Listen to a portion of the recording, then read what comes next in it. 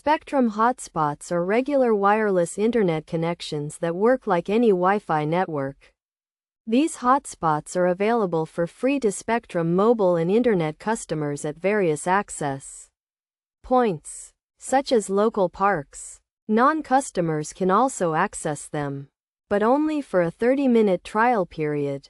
To connect, Apple device users can go to their phone settings, turn on Wi-Fi, and select a Spectrum hotspot from the list. They then enter their username or password, agree to the terms and conditions, and sign in. Android device users follow a similar process.